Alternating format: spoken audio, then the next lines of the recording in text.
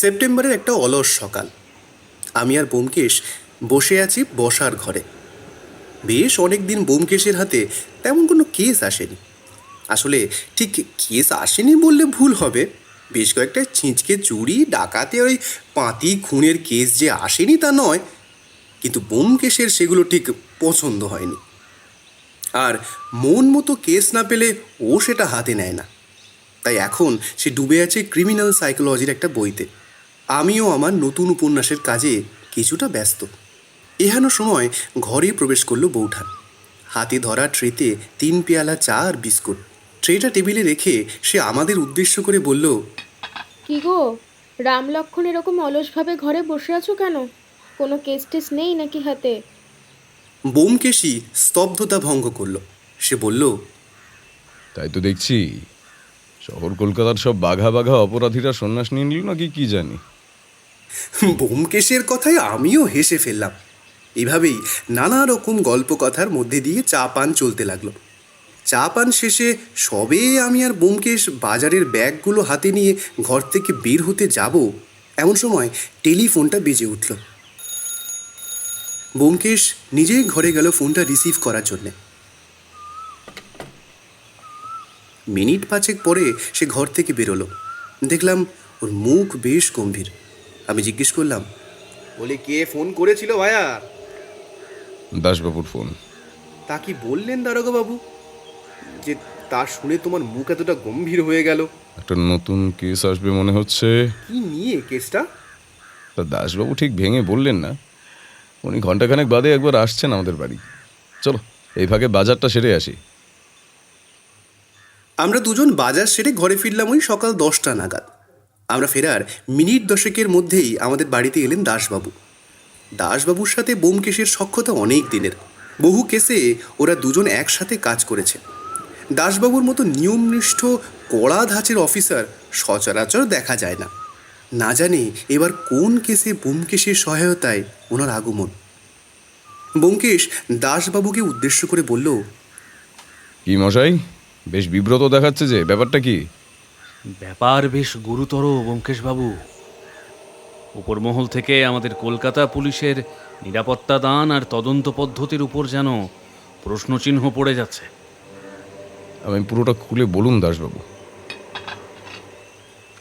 ইতিমধ্যে জল খাবারের প্লেট নিয়ে ঘরে প্রবেশ করলো বৌঠান আর পুটিরাম। ব্যোমকেশ বলল, আগে সবাই খেয়ে নাও, তারপর সব আলোচনা করা যাবে। খাওয়া শেষ করে দাসবাবু বলতে শুরু করলেন, আপনি কি এই মাসখানেক ধরে খবরের কাগজ ভালো করে দেখেছিলেন? হ্যাঁ, সে তো রোজই পড়ি দাসবাবু। আপনি ঠিক কোন খবরটা বা খবরগুলোর কথা বলছেন তা জানালে কিন্তু খুব ভালো হয় আর কি। আসলে কয়েকটা মৃত্যু হয়েছে। প্রথম মৃত্যু পদার্থবিদ্যার একজন প্রফেসর অজিতেশ সান্যালের। ওনার কলেজে ওনার মৃত্যু হয়েছে। দিনটা 7ই আগস্ট। যদিও কিভাবে মৃত্যু? প্রফেসরের বয়স ছিল 62 বছর। বেশ কিছু বয়সজনিত রোগ ব্যাধিও ছিল। সেদিন কলেজে তিনি যান সকাল 10টা নাগাদ। লাঞ্চ ব্রেকের পরে তিনি যাচ্ছিলেন দরকারতলায় একটা ক্লাস নিতে। আর সেখানে ওঠার সময় হঠাৎ সিঁড়িতে লুটিয়ে পড়েন তিনি। মিনিট কয়েকের মধ্যেই তার মৃত্যু হয়। তো এই মৃত্যুতে অস্বাভাবিক কিছু পেয়েছিলেন আপনি? না ব্যোমকেশবাবু, এই মৃত্যুর তদন্ত আমি করি, করেছিলেন স্থানীয় থানার অফিসার। যদিও পরে তার সঙ্গে কথা হয়েছে আমার, কিন্তু প্রাথমিক তদন্তে কিছু অস্বাভাবিক বলে মনে হয়নি। হার্ট অ্যাটাক বলেই মনে করা হয়েছিল। তাহলে এখন সন্দেহটা বাড়ছে কেন দাসবাবু? সমস্যার কারণ বাকি আরও 3টে মৃত্যু। আচ্ছা, আপনি খুলে বলুন, আমি দরকার মতো আপনাকে জিজ্ঞাসা করে নেব। পরের মৃত্যুটা হয় 14ই আগস্ট। মৃতের নাম রথিন রায়। বয়স ওই ধরুন 60-এর কাছাকাছি। পেশায় তিনি ছিলেন একজন ব্যারিস্টার। হ্যাঁ দাসবাবু, ওনার মৃত্যুর খবরটা আমি কাগজে পড়েছি। গাড়ি চালানোর সময় অ্যাক্সিডেন্টে মৃত্যু। তা ঠিক ব্যোমকেশবাবু, কিন্তু এখানের পত্রিকাগুলোতে পুরো খবরটা যথাযথভাবে বের হয়নি। পুরো খবর এই যে গাড়িতে ব্যারিস্টার সাহেব একা ছিলেন না, সাথে তার অ্যাসিস্ট্যান্ট সুজিতও ছিল। অল্পের জন্য প্রাণে রক্ষা পেয়েছেন ওই অ্যাসিস্ট্যান্ট ভদ্রলোকটি। পরে ওনাকে জেরা করে জানা যায় যে গাড়ি চালাতে চালাতে হঠাৎই অজ্ঞান হয়ে যান রায় সাহেব। আর সেই মুহূর্তেই নিয়ন্ত্রণ হারিয়ে দুর্ঘটনার কবলে পড়ে গাড়িটা। সুজিতের চোট সেরকম গুরুতর ছিল না, কিন্তু রায় সাহেব ঘটনাস্থলেই মারা যান। আচ্ছা, এই মৃত্যুতে সন্দেহের কারণ কি আপনার? এই ঘটনাটা ঘটেছে আমার থানারই অধীনস্থ এলাকায়, তাই আমি তদন্ত করছিলাম। প্রথমে কিছুই অস্বাভাবিক লাগেনি, কিন্তু দেহ পোস্টমর্টেম করার পর জানা যায় রায় সাহেবের মৃত্যুর প্রধান কারণ শুধু অ্যাক্সিডেন্ট নয় ব্যোমকেশবাবু। অ্যাক্সিডেন্ট ওনার মৃত্যুর প্রধান কারণ নয়, তাহলে কি? নিকোটিন। তার ফুসফুসে মাত্রাতিরিক্ত নিকোটিনের উপস্থিতি মিলেছে। সেই নিকোটিনের প্রভাবেই তার হৃদযন্ত্রের ক্রিয়া বন্ধ হয়, আর তা থেকেই মৃত্যু। আচ্ছা, উনি কি অধিক ধূমপান করতেন? আসলে অনেক সময় একটানা অতিরিক্ত ধূমপান করলেও কিন্তু এটা হতে পারে। হ্যাঁ ব্যোমকেশবাবু, আমরাও সেটাই ভেবেছিলাম, তাই আর ওই নিয়ে জলঘোলা করিনি। আসলে এই মৃত্যুটাও আমাদের মনে সেভাবে সন্দেহের সঞ্চার করেনি। এর পরের মৃত্যুটাও অদ্ভুত। আপনি বলতে থাকুন দাসবাবু। তৃতীয় মৃত্যুটা হয় 21শে আগস্ট। মৃত ব্যক্তি একজন ব্যবসায়ী, তার নাম গজপতি সেন। বয়স আন্দাজ 60-এর ঘরে। এনার মৃত্যুটা এতটাই সাধারণ যে সেটাকে অস্বাভাবিক মনে হবার কোনো কারণই নেই ব্যোমকেশবাবু। আচ্ছা, কিভাবে হয়েছিল এই মৃত্যু?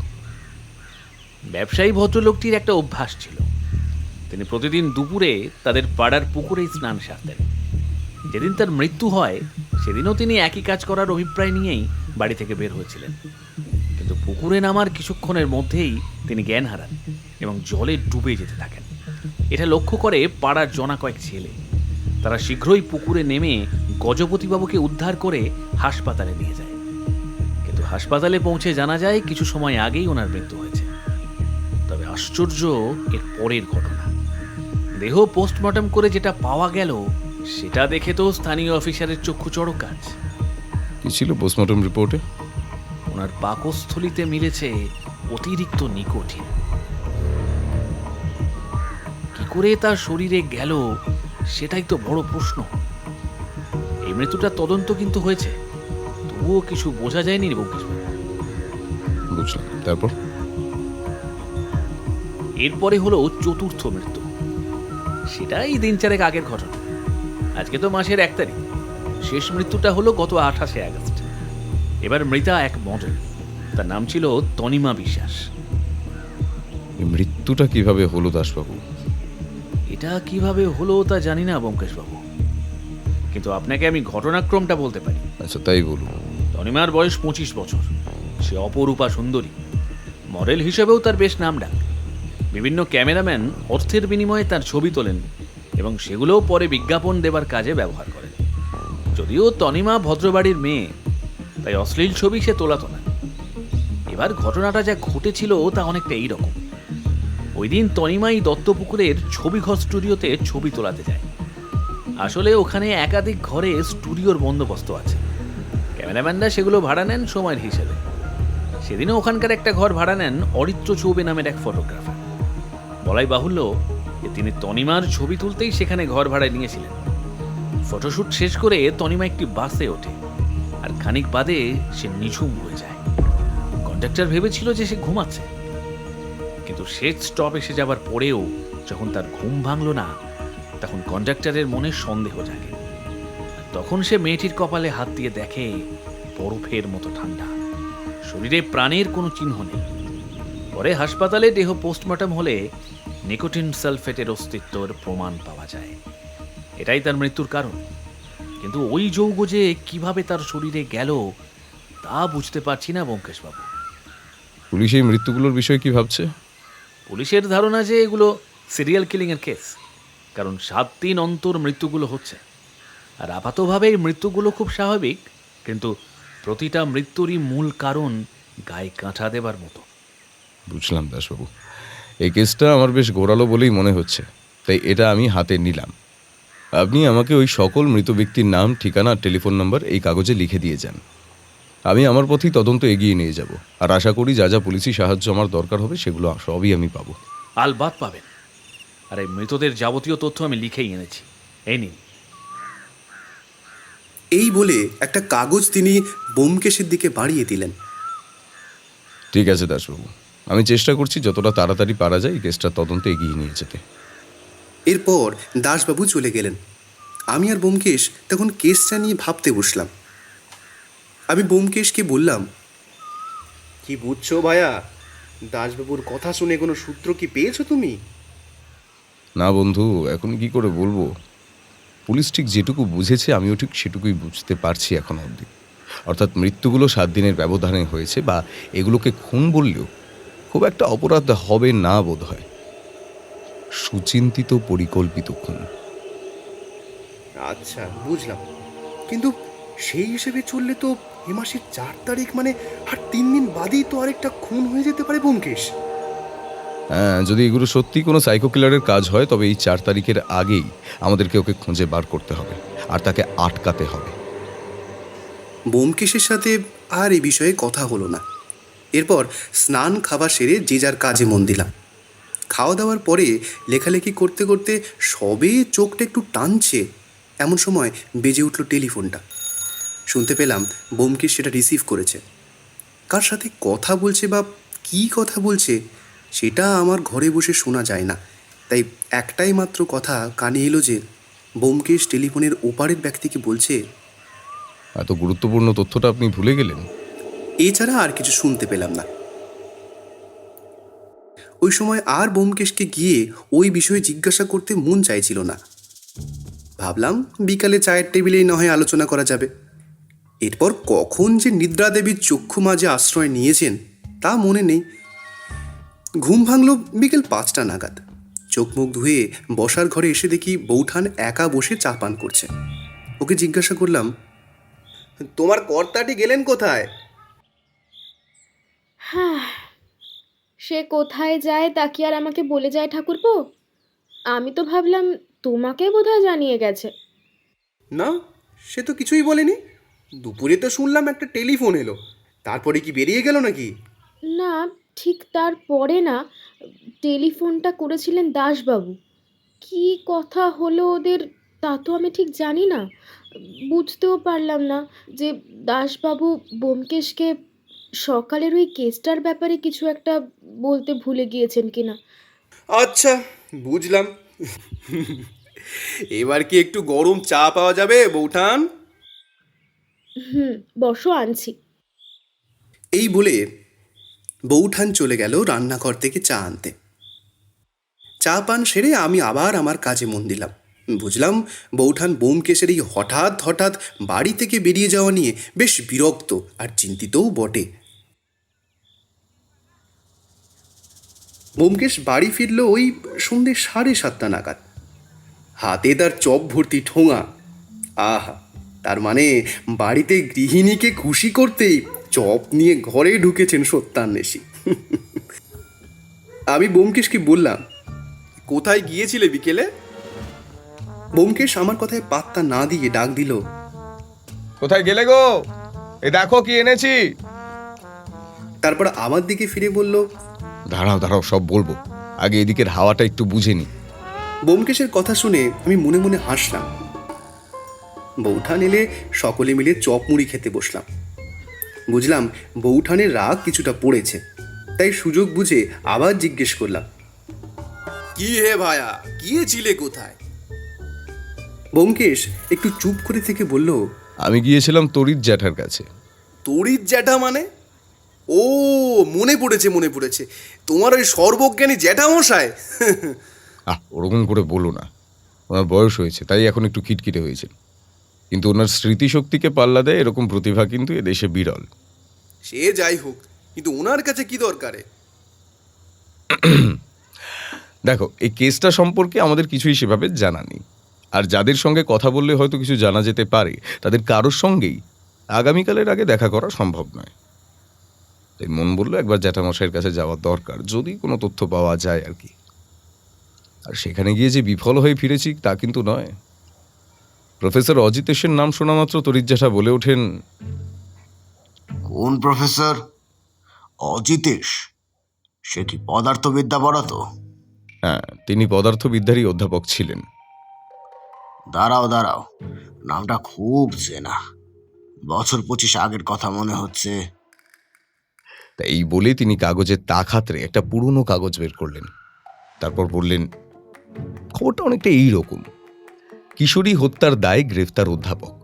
15 বছরের এক কিশোরীকে বিবাহ করতে চেয়েছিলেন পদার্থবিদ্যার অধ্যাপক অজিতেশ সান্যাল। কিশোরীর পিতা বিবাহে অরাজি হওয়ায় তৈরি হয় বাকবিতণ্ডা। তার জেরেই কিশোরীকে হত্যা করেন অধ্যাপক অজিতেশ সান্যাল, এমনটাই অভিযোগ পরিবারের। তরিৎ জ্যাঠা আরো বলেন, পেয়েছি কাগজটা, এই দেখো দ্বিতীয় পাতার খবর। এরপর যদিও লোকটা পয়সার জোরে ছাড়া পেয়ে গিয়েছিল, কিন্তু তা নিয়ে আর খবর হয়নি। সে আবার অধ্যাপনার কাজ শুরু করে, আর যেহেতু পড়াশোনার ধারা তার বেশ ভালো, তাই জীবনের মূল স্রোতে ফিরতে আর বেশি সমস্যা হয়নি। কিন্তু তরিৎ জ্যাঠা, যে কিশোরীর কথা বলা হচ্ছে তার পিতৃ পরিচয় কি? তা তো প্রকাশ পায়নি বাবা, তবে শুনেছিলাম মেয়েটা একটা অঙ্কের মাস্টারের মেয়ে ছিল। অনেক ধন্যবাদ জ্যাঠামশাই। আচ্ছা, আপনি কি ব্যারিস্টার রথীন রায় সম্পর্কে কিছু জানেন? হ্যাঁ, আলবাত। উনি তো বিলেত থেকে ব্যারিস্টারি হয়ে দেশে ফিরেছিলেন, তারপর কলকাতাতে প্র্যাকটিস শুরু করেন। উকিল হিসাবে তুখর হলেও টাকার খাই মারাত্মক। পয়সা ছাড়া কিছুই বুঝতো না লোকটা। যদিও এই হাল ফেলালেই ওনার মৃত্যু সংবাদটা পেলাম। মর্মান্তিক মৃত্যু। হ্যাঁ জ্যাঠামশাই, ঠিকই বলেছেন আপনি। তুমি কি নতুন কোনো কেসের তদন্তে নামছো নাকি? হ্যাঁ জ্যাঠামশাই, এরকমই তাই। কেসটা নিয়ে কোনো দিশা খুঁজে পাচ্ছিলাম না, তাই আপনার কাছে আসা আর কি। তা তো বটেই। কাজ না থাকলে তো আর এই পুরো জ্যাঠামশাইয়ের কথা মনে পড়তো না। না না জ্যাঠামশাই, তা নয়। আপনার বাড়ির কাজের লোক পুলিনের সঙ্গে দেখা হলেই খোঁজ খবর নেই। যাকগে, রাখো সব কথা, বলো আর কি জানতে চাও? গজপতি সেন, বড় ব্যবসায়ী। লোকটা সম্পর্কে কোনো তথ্য কি আপনার ঝুলিতে আছে? হ্যাঁ, মনে হচ্ছে আছে। দাঁড়াও। এই বলে তাক ঘেটে আর একটা কাগজ বের করে আনেন তরিৎ জ্যাঠা। তো সেই কাগজে দেখা যায় লোক ঠকানো মহাজনী কারবারের কারবারি ছিলেন এই গজপতি সেন। যদিও তার বিরুদ্ধে অভিযোগ প্রমাণ হয়নি, তাই ছাড়া পেয়ে যান তিনি। তাই আমি বললাম, অনেক অনেক ধন্যবাদ জ্যাঠামশাই, আপনি আমার ভাবনাকে একটা দিশা দিলেন অন্তত। থাক থাক, ভালো থাকো বাবা, বিজয়ী ভব। আর মনে করে কেসটার সমাধান হয়ে যাওয়ার পর জগবন্ধুর রাবড়ির একটা ছোটখাটো হাড়ি যেন আমার বাড়িতে পৌঁছে যায়। এই কথোপকথনের পরে ব্যোমকেশ জ্যাঠামশাইকে বিদায় জানিয়ে বাড়ি ফিরেছে। সবটা শোনা শেষ হয়ে আমি বললাম, এই যে তথ্যগুলো তুমি পেলে, সেগুলো কি কোনো সূত্রে গেঁথে উঠতে পেরেছো তুমি ব্যোমকেশ? না, সেরকম কিছু এখনো পাইনি, তবে যা বুঝলাম যাদেরকে খুন করা হয়েছে তারা কেউই ধোয়া তুলসী পাতার নয়। কিন্তু একমাত্র ব্যতিক্রম এই মডেল। সে কোন কারণে খুন হতে পারে সেটা এখনো কিছুই ঠাউর করতে পারছি না ভাইয়া। তাহলে এরপর আমরা কোন দিকে এগোবো ব্যোমকেশ? আপাতত নতুন সূত্র পাওয়ার একমাত্র পথ হলো মৃত ব্যক্তিদের পরিবারের লোকেদের সঙ্গে কথা বলা। এই বলে ব্যোমকেশ উঠে নিজের ঘরের দিকে যাচ্ছিল। তখনই তড়িৎ বেগে আমার একটা কথা মনে পড়ে গেল। আমি বলে উঠলাম, দাসবাবু দুপুরে টেলিফোন করে কি বললেন সেটা তো বললে না? ওহ, দেখেছো, একদম ভুলে গিয়েছিলাম। উনি যা বলেছেন তা খুবই গুরুত্বপূর্ণ। এই কেসে বিষয়টা আগামী দিনে অন্যতম মূল সূত্র হয়ে উঠতে পারে। ব্যাপারটা এমনই যেটা শুরুতে পুলিশ কর্তারা কেউই ধরতে পারেনি। আসলে যে 4টি মৃত্যু এখনো পর্যন্ত হয়েছে সেগুলো প্রতিটি আলাদা আলাদা থানার এলাকায়। প্রফেসরের মৃত্যু হয় ভবানীপুরের দিকে একটি জায়গায়। ব্যারিস্টার রথীনবাবু মারা যান দাসবাবুর থানার এলাকায়, অর্থাৎ আমাদের বাড়ির কাছে। ব্যবসায়ী গজপতি সেনের মৃত্যু হয়েছে তার নিজের বাড়ি ধর্মতলার দিকে। আর তনিমা নামের যে মেয়েটি মারা গিয়েছে, সেই ছবি তোলাতে গিয়েছিল দত্তপুকুরের একটি স্টুডিওতে। কিন্তু এই প্রতিটা মৃত্যুর আগেই ওই 4টি থানাতেই এক একটি করে অদ্ভুত চিঠি এসেছিল। যেহেতু পুলিশ প্রথমে ধরতে পারেনি যে বিষয়টা সিরিয়াল কিলিংয়ের দিকে এগোচ্ছে বা 4টি আলাদা আলাদা থানা এলাকায় এভাবে মৃত্যু হয়েছে, তাই তারা প্রত্যেকেই চিঠিগুলোকে কারো রসিকতা বলেই ধরে নিয়েছিলেন। দাসবাবুর কথা শুনে আমার যা মনে হয়েছিল তাতে করে ওই চিঠিগুলো হুমকি নয়, বরঞ্চ কাকে হত্যা করা হবে তার সংকেত। বলো কি হে ভায়া, এ তো একরকম সরাসরি পুলিশকে চ্যালেঞ্জ করা। কিন্তু কোনো পুলিশ অফিসারই কি একটা সংকেতের অর্থ ধরতে পারেনি? না, আসলে কেউই বোঝেনি ব্যাপারটা এভাবে এত দূর গড়াবে। চতুর্থ মৃত্যুর পর যখন পুলিশ কর্তারা সকলে নিজেদের মধ্যে আলোচনা করে বুঝতে পারেন যে ব্যাপারটা সিরিয়াল কিলিংয়ের, তখন তাদের টনক নড়ে এবং তারা বুঝতে পারেন যে এই মৃত্যুগুলো হওয়ার আগে অপরাধী থানায় পুলিশকে সূত্র পাঠাতো এবং রীতিমতো বুঝিয়ে দিত যে পরবর্তী শিকার কে হতে চলেছে। বলছি, দাসবাবু কি তোমাকে বলেছেন যে ওই চিঠিতে কি লেখা ছিল? হ্যাঁ, সেটা বলার জন্যই তিনি দুপুরবেলা আমাকে ফোন করেছিলেন। প্রথম চিঠি আসে অগাস্ট মাসের 5 তারিখ। তাতে লেখা ছিল, পাপ কখনো চাপা থাকে না, অপদার্থ নিচ এস এবার শেষ। এরপরই 7 তারিখে খুন হন প্রফেসর অজিতেশ সান্যাল। আশা করি বুঝতে পারছো, এখানে খুনি এএস বলতে প্রফেসর অজিতেশ সান্যালকেই বুঝিয়েছে, আর বিশেষণ হিসেবে অপদার্থ শব্দটার প্রয়োগের মধ্যে দিয়ে বুঝিয়েছে প্রফেসরের পড়ানোর বিষয় অর্থাৎ পদার্থবিদ্যাকে। বাবা, এই যে সাংঘাতিক! হ্যাঁ, এরপরে চিঠি পেয়েছিলেন দাসবাবু নিজে। এসেছিল অগস্ট মাসের 12 তারিখ। সেই চিঠিতে লেখা ছিল, আইন শুধুই টাকার খেলা, টাকা ছাড়া হয় না রে কিছুই, ওরে নীচ ওরে হীন, মহারথী এবার তুই নরকে হবি বিলীন। চিঠিটার ভাষা এমনই ছিল যে দাসবাবু খুব সহজে এটাকে রসিকতা বলে ধরে নিয়েছিলেন, কারণ পুলিশকে বিব্রত করার জন্য এরকম রসিকতা প্রায়শই হয়েই থাকে। এরপর অগস্ট মাসের 14 তারিখে মৃত্যু হয় ব্যারিস্টার রথীন রায়ের। আচ্ছা ব্যোমকেশ, এখানে নিশ্চয়ই মহারথী বলতে ব্যারিস্টার রথীন রায়কে ইঙ্গিত করা হয়েছে। হ্যাঁ, একদম ঠিক। এরপরে সংকেতটা আরও অদ্ভুত। বলো শুনি। এরপরে চিঠি পান ধর্মতলা থানার ওসি। 19 আগস্টের এই চিঠিতে কেবল লেখা ছিল একটি বাক্য, সেন সাহেবের গজগমন আসন্ন। অর্থাৎ গজপতি সেনের মৃত্যু আসন্ন। হ্যাঁ, ঠিক তাই। আর সেই মডেলের মৃত্যুর আগেও কি কোনো চিঠি এসেছিল ব্যোমকেশ? হ্যাঁ, দত্তপুকুর থানায় একটি চিঠি আসে 27 আগস্ট। তাতে যা লেখা ছিল তা অত্যন্ত চমকপ্রদ। লেখা ছিল যে মৃত্যুকে কি ছবিতে ধরা যায়, সূক্ষ্মতা আর সৌন্দর্যকে ধরাই তো শিল্পীর কাজ। এটার মানে আবার কি? তুমি কি বুঝতে পেরেছো ব্যোমকেশ? প্রথম বাক্যে মৃত্যুকে ধরার কথা কেন বলা হচ্ছে ঠিক বুঝলাম না, কিন্তু সূক্ষ্মতা আর সৌন্দর্যকে এক কথায় প্রকাশ করলে যে বাংলা শব্দ পাওয়া যায় তা হলো তনিমা। অর্থাৎ কোথাও না কোথাও এখানে তনিমার মৃত্যুর ইঙ্গিত দেওয়া হচ্ছে। শুধু শিক্ষিতই নয়, খুনি খুব বুদ্ধিমান আর সঙ্গে সাহসী। না হলে কাকে হত্যা করবে সে কথা সামনে থেকে জানানোর সাহস সবার থাকে না। ভাইয়া, ব্যাপার যে মহা প্যাচালো তাতে সন্দেহ নেই। কাল সকালে প্রথম প্রফেসর অজিতেশ সান্যালের বাড়ি যাব হাজরাতে, আর সেখানে সব কথাবার্তা সেরে যাব রথীনবাবুর বাড়ি। সেখানের কাজ মিটিয়ে বাড়ি ফিরব। ঠিক আছে ব্যোমকেশ, তাহলে কালকে কটা নাগাদ বেরোচ্ছি আমরা? সকাল 9টায় দুঃখীরামকে ট্যাক্সি নিয়ে আসতে বলেছি বাড়ির সামনে। এই বলে ব্যোমকেশ চলে গেল নিজের ঘরে। আমিও আরেকটু লেখার কাজ করে ঘুমোতে চলে গেলাম। পরদিন সকালবেলা উঠে দেখি ব্যোমকেশ খবরের কাগজে মনোনিবেশ করে রয়েছে। সামনে রাখা চায়ের পেয়ালা খালি। আমি ব্যোমকেশের পাশে গিয়ে বসলাম। তারপরেই আমার জন্য চা আর বিস্কুট নিয়ে ঘরে এলো বৌঠা। আমাকে উদ্দেশ্য করে সে বলল, ঠাকুরপো, তোমার বন্ধুকে বলে দাও আজকে যেন দুপুরের খাওয়ার সময়ের মধ্যেই বাড়ি ফেরে। আমি কি ইচ্ছে করে দেরি করি নাকি? কাজ শেষ হলে ঠিক সময় ফিরে আসবো।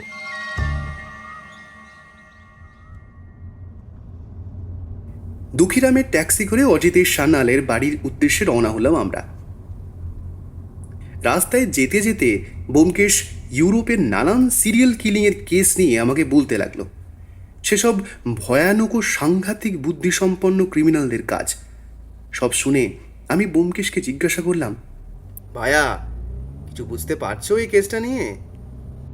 না, এখনো তো কিছুই স্পষ্ট নয়। মোটিভটা খুঁজে পেলে তবু বোঝা যাবে যে কেন এই খুনগুলো হচ্ছে, আর ওই মৃত ব্যক্তিরাই বা কোন সূত্রে বাঁধা। তারপর হবে খুনিকে ধরার চেষ্টা।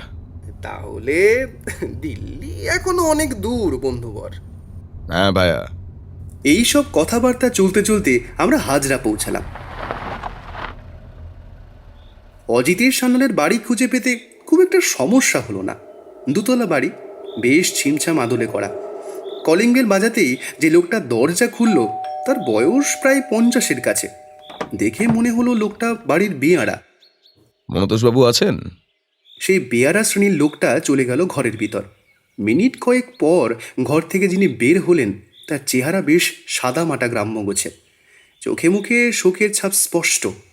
তাকে দেখে ব্যোমকেশ বলল, আগে মনতোষবাবু, আমি ব্যোমকেশ বক্সী। কালকে টেলিফোন করে আপনার সঙ্গে যোগাযোগ করেছিলাম আর কি। হ্যাঁ হ্যাঁ, আসুন ব্যোমকেশ বাবু, ভেতরে আসুন, ভেতরে আসুন। অমরজিৎ বাবু, আপনিও আসুন। ওনার পিছন পিছন আমরাও বসার ঘরে প্রবেশ করলাম। মনুতোষবাবু ওই বেয়ারাকে চায়ের ফরমাশ করলেন। তারপর আমাদের দিকে ফিরে বললেন, হ্যাঁ ব্যোমকেশ বাবু, বলুন, কোন জরুরি প্রয়োজনে আমার সাক্ষাৎ চেয়েছিলেন? মনতোষবাবু, আপনার দাদা অজিতেশবাবু কেমন মানুষ ছিলেন? দাদা কেমন মানুষ ছিলেন? হ্যাঁ মনতোষবাবু। হঠাৎ এমন প্রশ্ন কেন বলুন তো গোয়েন্দা মশাই? মনতোষবাবু শুনুন, প্রথমত আমি গোয়েন্দা নই, সত্যান্বেষী মাত্র। আর দ্বিতীয়ত, আপনার দাদার বিষয়ে আমার জানাটা দরকার, না হলে আর যে কতগুলো প্রাণ চলে যেতে পারে তা জানি না। প্রাণ চলে যেতে পারে মানে? তাহলে আপনাকে পুরোটা খুলেই বলি মনতোষবাবু। আপনার দাদার মৃত্যুর পরে ঠিক 1 সপ্তাহ করে ব্যবধানে আরও 3টি মৃত্যু হয়েছে। প্রতি ক্ষেত্রেই ওই মৃত্যুগুলোকে এখন খুন বলে মেনে নিয়েছে পুলিশ। অর্থাৎ আপনার দাদার মৃত্যুটাও ছিল অস্বাভাবিক মৃত্যু, বা বলতে পারেন পরিকল্পিত খুন। বিষয়টা এখন সিরিয়াল কিলিংয়ের দিকে এগোচ্ছে মশাই, তাই খুনিকে ধরতে আপনার সাহায্য আমাদের চাই। কি বললেন? খুন? দাদা খুন হয়েছেন? হ্যাঁ মনতোষবাবু, দেহ যেহেতু পোস্টমর্টম হয়নি তাই খুনের স্পষ্ট কারণ জানা যাবে না, কিন্তু পরবর্তী মৃত্যুগুলোকে পর্যবেক্ষণ করে অনায়াসেই আপনার দাদার মৃত্যুকেও ডেলিভারেট মার্ডার বা পরিকল্পনা মাফিক খুন বলাই যায়। আর এটাও বলে রাখি আপনাকে, এই 4টি খুনের ঠিক 2 দিন করে আগে ভিকটিমের নিকটতম পুলিশ স্টেশনে একটা করে চিঠি পাওয়া যায়। আর সেগুলোকে পুলিশের কর্তারা সেভাবে আমল না দিলেও পরে বোঝা যায় যে ওই চিঠিগুলো লিখেই খুনি কাকে খুন করবে তা বলে দিয়ে পুলিশকে চ্যালেঞ্জ করতে চাইছিল। দাদার ক্ষেত্রেও কি এরকম চিঠি মিলেছে ব্যোমকেশ বাবু? হ্যাঁ, সে কথা তো বললাম আপনাকে। কি লেখা ছিল সেই চিঠিতে? এই শুনে ব্যোমকেশ তার পকেট থেকে একটা কাগজ বের করে মনুতোষবাবুকে সেই চিঠির বিষয়বস্তু শোনালো। সব শুনে মনুতোষবাবু মাথায় হাত দিয়ে কিছুক্ষণ চুপ করে বসে রইলেন। তারপর যেন একটু ধাতস্থ হয়ে বললেন, আচ্ছা ব্যোমকেশ বাবু, দাদা যদি সত্যি খুন হয়ে থাকেন তবে ওই খুনিকে ধরিয়ে দিতে সাহায্য করা আমার কর্তব্য। বলুন, বলুন কি জানতে চান আপনি? আমায় বলুন, আপনার দাদা মানুষটি ঠিক কেমন? দাদা ছোট থেকেই অসম্ভব মেধাবী ছিলেন, তাই কম বয়সেই প্রফেসরের চাকরিটা পেয়ে যান। তার পড়ানো দেখে ছাত্রছাত্রীরা মুগ্ধ হয়ে যেত। না না মনতোষবাবু, আমি ঠিক এই জিনিসটা জানতে চাইছি না। আমার মূল আগ্রহের জায়গা ওনার স্বভাব চরিত্র। এ কথা শুনে মনুতোষবাবু কিছুক্ষণ চুপ করে রইলেন। তারপর একটু গলা নামিয়ে বললেন, দাদার স্বভাব চরিত্র যে খুব একটা ভালো ছিল তা বলবো না ব্যোমকেশ বাবু। কম বয়সে স্ত্রীকে হারান তিনি। তারপর থেকেই অন্য মেয়েদের দিকে খারাপ নজর ছিল তার। বহুবার কলেজেও তার বিরুদ্ধে নানান অভিযোগ এসেছে, কিন্তু তা সবই চাপা পড়ে গিয়েছে দাদার প্রতিভার আলোকে। এর বেশি আর কি বলবো বলুন? কি বলবেন? সেটাই বলবেন যেটা এখনো আপনি আমার থেকে গোপন রাখতে চাইছেন। আমি তো কিছুই লুকোই নিব। মনুতোষবাবুর কথা শেষ হবার আগেই ব্যোমকেশ একটু জোর গলায় বলল, আপনার দাদা অজিতেশ সান্যালের যে খুনের দায়ে একবার জেল হয়েছিল, সে কথা যে আপনি বেমালুম চেপে যাচ্ছেন মনতোষবাবু। ব্যোমকেশের এই কথা শুনে মনুতোষবাবু যেন একটু থমকে গেলেন। তারপর একটু চুপ করে থেকে বললেন, আপনি এই কথাটাও জানেন দেখছি ব্যোমকেশ বাবু। আপনার দায়িত্ব আমাকে সবটা খুলে বলা। আর যদি আপনি সেটা না করেন তাহলে আমি কিন্তু ধরে নিতে বাধ্য হব যে আপনি আমার এবং পুলিশের তদন্তে অসহযোগিতা করছেন। দাঁড়ান দাঁড়ান ব্যোমকেশ বাবু, আমায় একটু সময় দিন। আমি নিজের মধ্যে আগে ব্যাপারটা গুছিয়ে নিই ভালো করে, তারপরে সব খুলে বলছি। ঠিক আছে, আপনি সময় নিন, কিন্তু কোনো কিছু লুকোবার চেষ্টা করবেন না। এরপর মনুতোষবাবু মাথায় হাত দিয়ে বেশ কিছুক্ষণ চুপ করে বসে রইলেন। আমি আর ব্যোমকেশ কেউ কোনো কথা বললাম না। প্রায় 5-7 মিনিট পর নীরবতা ভাঙলেন মনুতোষবাবু নিজে। কিছুটা গম্ভীর গলায় তিনি বললেন, দেখুন নিখিলেশবাবু, দাদার চরিত্র যে খুব একটা ভালো নয় সে কথা আমি আপনাকে আগেই বলেছি। আজ থেকে প্রায় বছর 25 আগে দাদার স্ত্রী বিমলা মারা যান কর্কট রোগে। ওদের বিয়ে তখন মাত্র এই 6-7 বছর মতোই হয়েছে। মৃত্যুর পর দাদা বেশ একা হয়ে পড়েছিলেন। আর তখন এই প্রফেসর হিসেবে এতটা নাম ডাকও হয়নি। সেই সময় তিনি বাড়িতে বাড়িতে পড়াতে যেতেন ওই বিজ্ঞানের বিভিন্ন বিষয় নিয়ে। তাদেরই মধ্যে একজন ছিল তার বাল্যকালের বন্ধু পাঁচু মাস্টারের মেয়ে। পাঁচুবাবুর ভালো নাম পঞ্চানন সরকার। নিজেও গণিতের শিক্ষক ছিলেন পাঁচুবাবু। দাদার স্ত্রীর মৃত্যুর পর দাদার পছন্দ হয় সেই পাঁচু মাস্টারের মেয়েকে, আর তাই দাদা তখন চেয়েছিলেন ওকে বিয়ে করতে। ব্যোমকেশ এই অবধি শুনে ওনাকে থামিয়ে দিয়ে বললেন, আপনারা কেউ অজিতেশবাবুকে মানা করেননি? একটু ভেবে নিয়ে মনতোষবাবু আবার বলতে শুরু করলেন, দাদাকে বারণ করার মতো কেউ ছিল না ব্যোমকেশবাবু। মা বাবা তো কবেই গত হয়েছেন, আর আসলে আমি নিজে তো জীবনে কিছু করতে পারিনি। এই দাদার ছত্রছায়ায় আমার বসবাস, তাই তখন দাদার উপর কিছু বলবার মতো ক্ষমতা আমার ছিল না। আর পাঁচু মাস্টার সে নিজেও এই বিয়েতে রাজি ছিলেন না, কারণ তখন তার মেয়ের বয়স মাত্রই 15। আর পাঁচু মাস্টারের ইচ্ছে ছিল তার মেয়ে পড়াশোনা শিখে বড় চাকরি করবে। পাঁচু মাস্টার মেয়ের বিয়ে অজিতেশবাবুর সঙ্গে দিতে রাজি হননি বলেই কি আপনার দাদা ওনার মেয়েকে হত্যা করেন? শুধু হত্যা নয় ব্যোমকেশবাবু, শুধু হত্যা নয়। প্রথমে চরম শারীরিক এবং মানসিক অত্যাচার, এবং তারপরে হত্যা। বুঝলাম। আসলে জানো তো, আমাদের দেশ স্বাধীন হওয়ার পর বেশ কয়েকটা বছর হয়ে গেল, কিন্তু আইনে গরিবদের ন্যায় বিচার হয় না সব সময়। সেই ধারাটা কিন্তু আজও অক্ষুণ্ণ। ঠিক বলেছ ব্যোমকেশ, ওনার তো ফাঁসি হওয়া উচিত ছিল। মনতোষবাবু মাথা নিচু করে বসে রইলেন। ব্যোমকেশ ওনাকে উদ্দেশ্য করে বলল, তো এই কেস থেকে বেরিয়ে আসতে আপনার দাদা কি করলেন? দাদা অনেক টাকা খরচ করে তার পক্ষে দাঁড় করিয়েছিলেন রথিন উকিলকে। সেই রথিন উকিলই মিথ্যে সাক্ষী জোগাড় করে দাদাকে এই কেস থেকে উদ্ধার করে, এবং আদালতকে এমনভাবেই তিনি নিজের সংগৃহীত মিথ্যা প্রমাণের জালে সম্পূর্ণ জড়িয়ে নিয়েছিলেন যে জাজ সাহেব রায় দিতে বাধ্য হন যে আসল অপরাধী পাঁচু মাস্টার নিজেই। রথিনবাবু নিজের সংগৃহীত প্রমাণে এটা দেখান যে পাঁচু মাস্টারের মেয়ে দাদাকে ভালোবাসতো, আর সেটা জানতে পেরেই নাকি পাঁচু মাস্টার নিজের মেয়েকেই হত্যা করেছেন। এরপরে পাঁচু মাস্টারের প্রায় 5 বছরের জেল হয়, আর সেই জেলের মধ্যেই উনি মারা গিয়েছিলেন।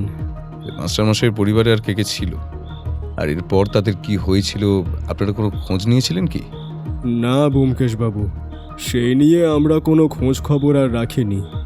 তবে আমি যতদূর জানি মাস্টার মশাইয়ের আরেকটি ছেলে ছিল, কিন্তু তখন তার বয়স ছিল অনেক কম। আর পরে খবর পেয়েছিলাম যে তার স্ত্রী মারা গিয়েছিলেন স্বামী জেলে থাকাকালীনই। আচ্ছা, বুঝলাম সবটা। এবার আমায় বলুন তো মনতোষবাবু, যে আপনার দাদা যে কলেজে পড়াতেন সেখান থেকে প্রতিদিন তিনি কোন রেস্তোরাঁয় দুপুরে খাওয়াটা সারতেন? দাদার কলেজের কাছেই একটা নামি বিলিতি রেস্তোরাঁ আছে, নাম হচ্ছে গিয়ে ওই হ্যাপি টু ইট। দাদা প্রতিদিন সেখানেই যেতেন, এবং যতদূর আমি জানি তিনি ওখানে গিয়ে একটা খাবারই খেতেন, সেটি হলো মাখন দিয়ে ব্রেড টোস্ট আর 1 কাপ কফি। ঠিক আছে মনতোষবাবু, আপনার কাছ থেকে আমরা অনেকগুলো গুরুত্বপূর্ণ তথ্য জানতে পেরেছি, এবং আশা করছি এই তথ্যগুলোর উপর ভিত্তি করে আমরা পরবর্তী তদন্তের দিকে এগিয়ে যেতে পারবো। পরে আবার যদি কোনো সাহায্য দরকার হয় আমরা আপনার কাছে আসব বা আপনার সঙ্গে যোগাযোগ করব। আপনার টেলিফোন নম্বরটা তো আমার কাছেই আছে।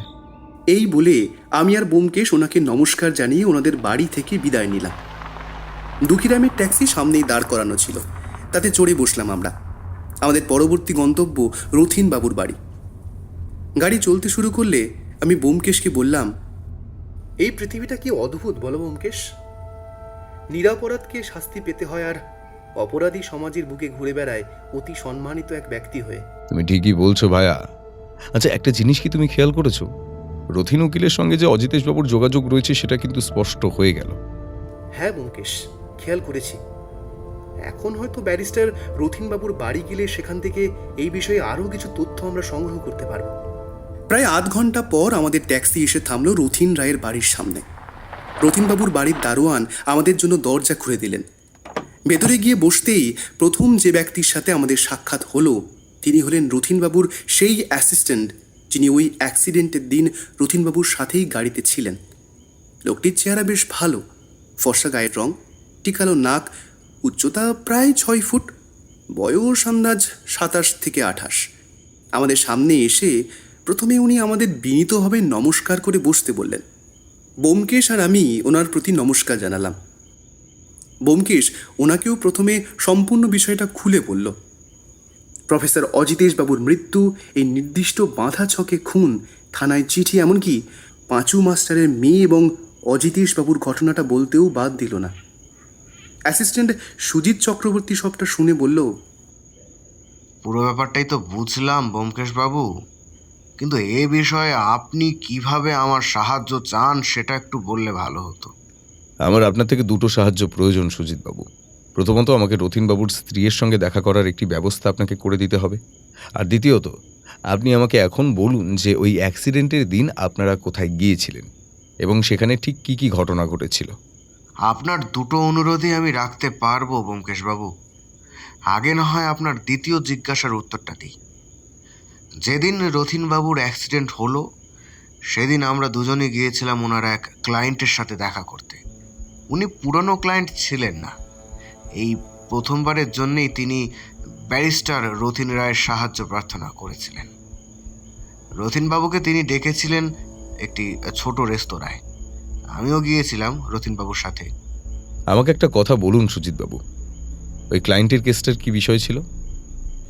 বিশেষ কিছু নয় ব্যোমকেশবাবু, ওই সামান্য ব্যবসা সম্পর্কিত কিছু ব্যাপার। আচ্ছা বেশ, আপনারা ওই রেস্টুরেন্টে কি কোনো খাওয়া দাওয়া করেছিলেন? না ব্যোমকেশবাবু, খাওয়া দাওয়া করেছিলাম বলে ভুল হবে। ওই 1 কাপ করে কফি আর স্ন্যাক্স। সুজিতবাবু, আপনি কি সম্পূর্ণ সময়টাই রথিনবাবুর সঙ্গে ছিলেন? হ্যাঁ, বলতে গেলে পুরো সময়টাই ছিলাম। ওই শেষের দিকে একবার ক্লায়েন্ট ভদ্রলোকটি রথিনবাবুকে সিগারেট অফার করেন। স্যার নির্দ্বিধায় সেই সিগারেট গ্রহণও করেছিলেন। আসলে আমি সিগারেটের ধোঁয়া সহ্য করতে পারি না, তো তাই স্যার আমাকে বললেন যে গাড়িতে গিয়ে অপেক্ষা করতে। ব্যাস এইটুকুই। এই সময় ব্যোমকেশ হঠাৎ কিছুটা উত্তেজিত হয়ে উঠল। সে বলল, হ্যাঁ হ্যাঁ হ্যাঁ, এই সময় খুনের আসল ধাপটা সমাপ্ত হয়েছিল।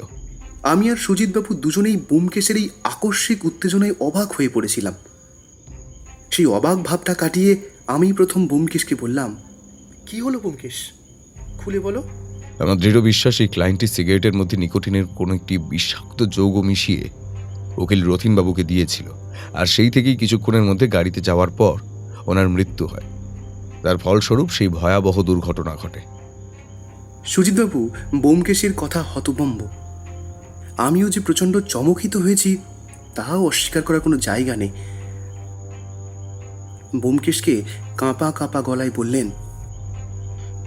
ব্যোমকেশবাবু, ব্যোমকেশবাবু, তাহলে যদি ওই ওই ওই সিগারেটের ধোঁয়ায় আমি থাকতাম, তাহলে তো আমারও মৃত্যু হতে পারতো। হ্যাঁ সুজিতবাবু, সেই সম্ভাবনাও ছিল। কিন্তু কেন? অপরাধী আমাকে কেন মারতে চেয়েছিল? দেখুন সুজিতবাবু, অপরাধী আপনাকে খুন করতে চায়নি। এখানে দুটো সম্ভাবনা তৈরি হয়। প্রথমত হতে পারে যে খুনি জেনে গিয়েছিল যে আপনি সিগারেটের ধোঁয়া সহ্য করতে পারেন না, বা দ্বিতীয়ত হতে পারে খুনির কাছে আপনার প্রাণের কোনো মূল্যই ছিল না। আপনি মরলেন না বাঁচলেন তাতে তার কিচ্ছু যায় আসে না। এ যে সাংঘাতিক কাণ্ড ব্যোমকেশ। হ্যাঁ, সেটাই। আমি তো ভাগ্যের জোরে বেঁচে গিয়েছি এই যাত্রায়। এই এই ব্যোমকেশ, এরপর কি করবে ভাবছো? আপাতত কিছুই করার নেই। চলো আগে রথিনবাবুর স্ত্রীর সঙ্গে কথা বলে আসি। সুজিতবাবু আগে গিয়ে রথিনবাবুর স্ত্রী মীরা দেবীকে ডেকে দিলেন। আমি আর ব্যোমকেশ গেলাম কিছু সময় পরে। ব্যোমকেশ ওনাকেও আগে সবটা বলে নিল। এরপর ব্যোমকেশ তাকে বলল, আচ্ছা, আপনাদের বিবাহের কত বছর হলো?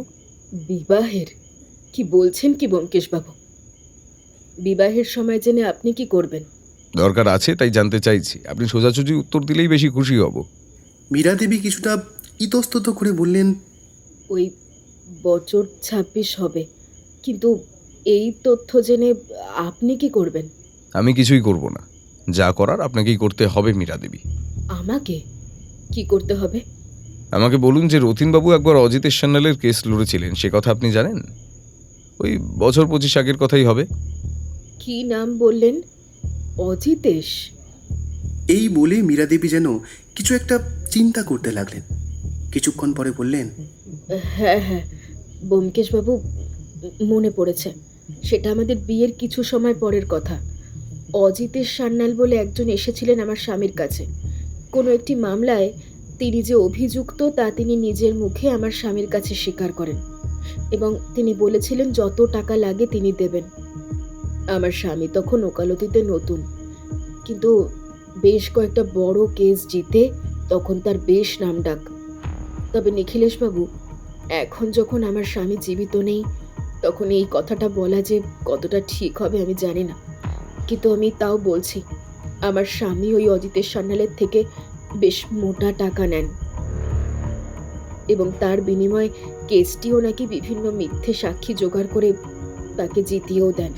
বুঝতে পারছি মীরা দেবী, কিন্তু আপনি কি এটা জানেন যে কেসটা ঠিক কী নিয়েছিল?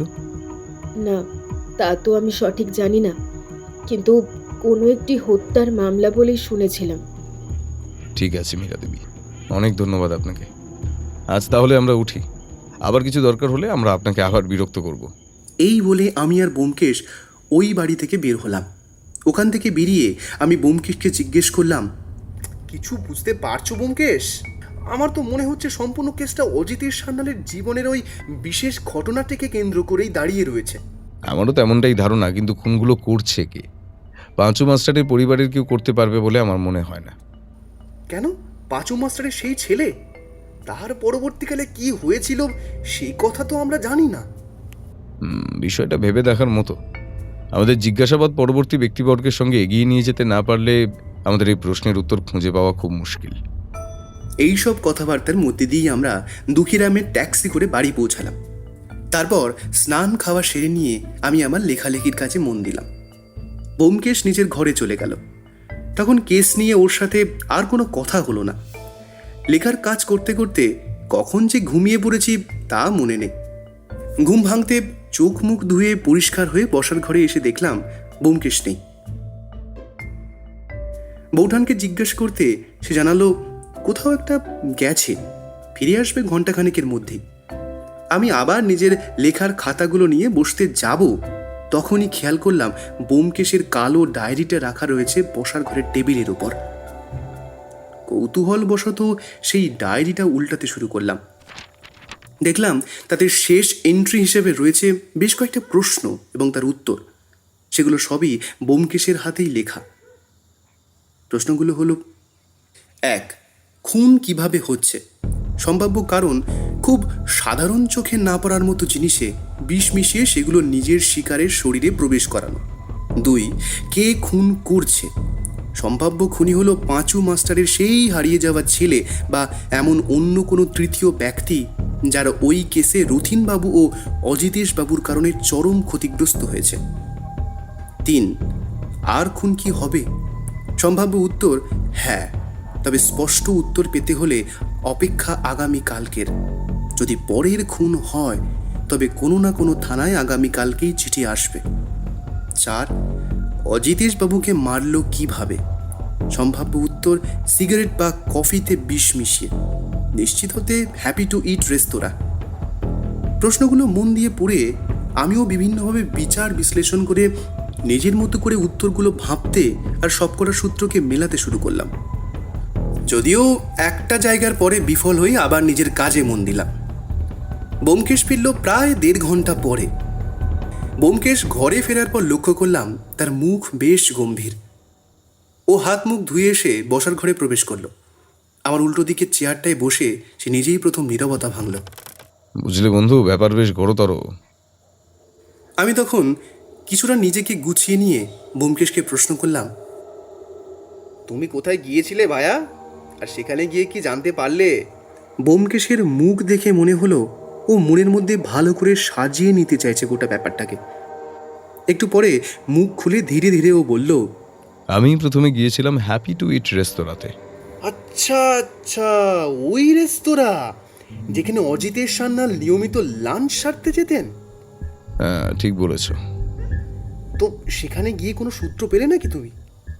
ব্যোমকেশ একটু গা ছাড়া ভঙ্গিতে বলল, আজ সকালে জিজ্ঞাসাবাদের পর থেকে আমার মনে বেশ কিছু প্রশ্ন দানা বেঁধেছিল।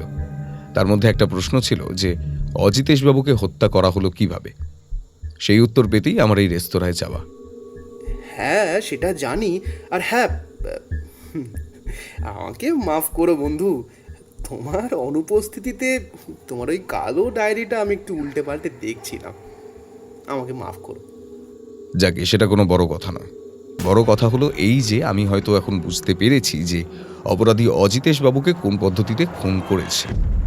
ইতিমধ্যে বৌঠান বসার ঘরে আমাদের জন্য গরম চা আর পুটিরামের বানানো আলুর চপ দিয়ে গেছে। গরম চায়ে চুমুক দিয়ে আমি ব্যোমকেশকে বললাম, তা কিভাবে জানতে পারলে ভাইয়া এত কিছু? ঠিক জানতে যে পেরেছি সেটা বলা ভুল হবে। আমি প্রথম কথা বলি ওই রেস্তোরাঁর এক পুরনো কর্মচারীর সঙ্গে। সে অজিতেশ বাবুকে ওখানে প্রায় 6 বছর ধরে নিয়মিত লাঞ্চ করতে দেখেছে। তাহলে কি ওই লোকটা খুনিকে খুন করতে দেখেছে? বড্ড বোকার মতো প্রশ্ন করো মাঝে মাঝে। অজিতেশ বাবুকে তো খুন ওই রেস্তোরাঁয় করা হয়নি। ওখানে শুধু সংঘটিত হয়েছিল হত্যার সবচেয়ে মোক্ষম ধাপটা। নিজের বোকামিটা বুঝতে পেরে আমি চুপ করে রইলাম।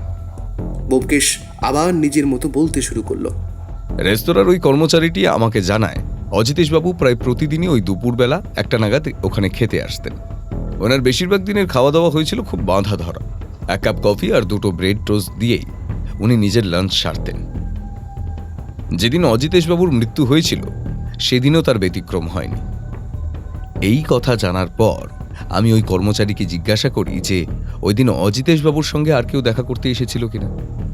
এই প্রশ্নের উত্তরে সে আমাকে বলেছে যে বেশ কয়েকদিন ধরেই এক ভদ্রলোক এই ক্যাফেতে আসছিলেন, ঠিক যে সময় অজিতেশ বাবু আসতেন ওই সময়। লোকটার পোশাক প্রতিদিনই হতো প্রায় একরকম। তার চেহারার বিশেষত্ব ছিল একটাই, তিনি নিজের মুখ কালো মাস্কে ঢেকে রাখতেন। শুধু চোখগুলোই দেখা যেত আর মাথায় থাকতো একটা কালো টুপি। ওই কর্মচারীটি নাকি একবার ওনাকে জিজ্ঞেস করেছিলেন যে কেন তিনি এই সময় মাস্ক পরে রয়েছেন। এর উত্তরে তিনি জানান যে তার ডাস্ট অ্যালার্জি রয়েছে। কিন্তু ওই দিনের আগে তিনি কখনোই অজিতেশ বাবুর সঙ্গে কথা বলেননি। যেদিন অজিতেশ বাবুর মৃত্যু হয়েছিল সেদিন ওই লোকটি রেস্তোরাঁতে এসেছিল কিছুটা আগে। এই কর্মচারীকেই সে অনুরোধ করে অজিতেশ বাবুর উল্টো দিকের চেয়ারটি খালি রাখতে। অজিতেশ বাবুর সঙ্গে ওনার কোনো বিশেষ দরকার ছিল বলে উনি ওই চেয়ারটিতে বসে কথা বলতে চেয়েছিলেন। এই জন্য কর্মচারীটিকে তিনি 100 টাকা বকশিসও দেন। তাই কর্মচারীটি ওনার কথা মতো অজিতেশ বাবু আসা পর্যন্ত ওই চেয়ারটি খালি রেখেছিল। এরপর অজিতেশ বাবুর সঙ্গে ওই লোকটির কি কি কথা হয়েছিল তা ওই কর্মচারীটি শোনেনি, এবং তা নিয়ে আমারও কোনো মাথা ব্যথা নেই। আমার যেটা দরকার ছিল সেটা জানতে পারলাম এরপর। এই ভদ্রলোক অজিতেশ বাবুকে নিজের সিগারেট কেস থেকে বার করে একটি সিগারেট অফার করেছিলেন। অজিতেশ বাবু রেস্তোরাঁর মধ্যে ওটা পান করেননি। কর্মচারীটি এটাও জানায় যে অজিতেশ বাবু কোনোদিন রেস্তোরাঁর ভেতরে ধূমপান করতেন না। লাঞ্চ সেরে বাইরে বেরিয়ে তারপরে ধূমপান করতেন। এর থেকেই আমার অনুমান যে ওই ভদ্রলোকই হলো খুনি। তার হত্যার পদ্ধতি একই রকম। সিগারেটের মধ্যে নিকোটিনের কোনো বিষাক্ত যৌগ মিশিয়ে সে অজিতেশ বাবুকে দিয়েছিল, আর ওই সিগারেটই ছিল ওনার মৃত্যুর কারণ। বাপরে, খুনি যে একদম আটঘাট বেঁধেই নেমেছে তাতে সন্দেহ নেই ভায়া। তা আরও কোথাও গিয়েছিলে নাকি ওই রেস্তোরাঁ থেকে বেরোনোর পরে? হ্যাঁ, গিয়েছিলাম।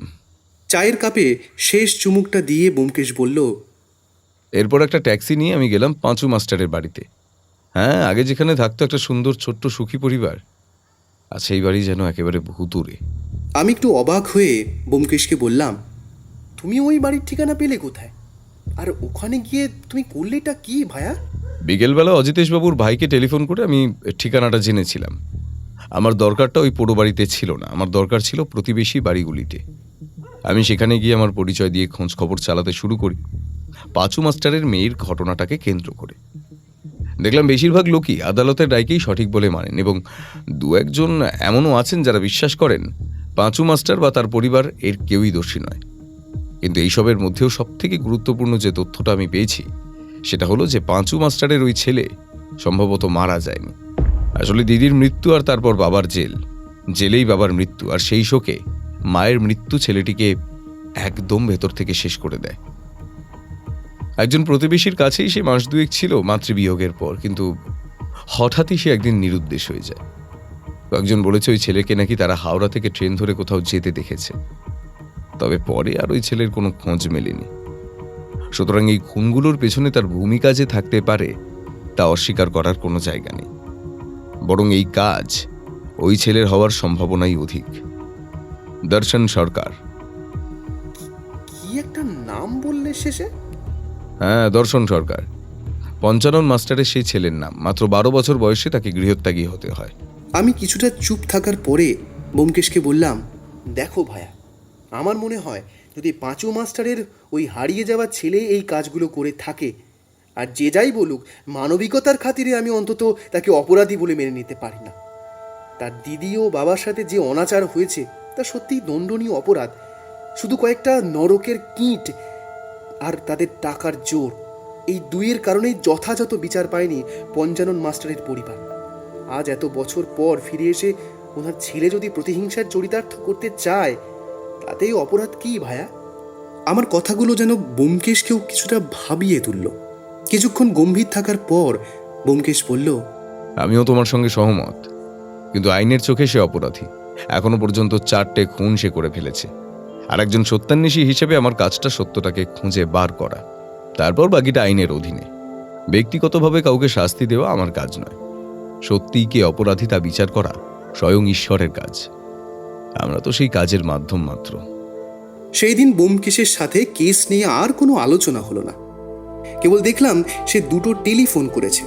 প্রথমটা ব্যবসায়ী গজপতি সেনের বাড়িতে এবং দ্বিতীয়টা মডেল তনিমার বাড়িতে। ব্যোমকেশের কথাই বুঝলাম যে তাদের জিজ্ঞাসাবাদ করার জন্য আগামীকাল সকালে বেরোবে। তার জন্য আগে থেকেই তাদের সাথে কথা বলে রাখছে কোন সময় যাবে সেই বিষয়ে। সকালবেলা প্রথমে যাওয়া হবে গজপতি সেনের বাড়ি। সেখানে তার স্ত্রীর সাথে কথা সেরে আমরা রওনা দেব মডেল তনিমার বাড়ির দিকে। সেখানেই একমাত্র তার মাই থাকেন।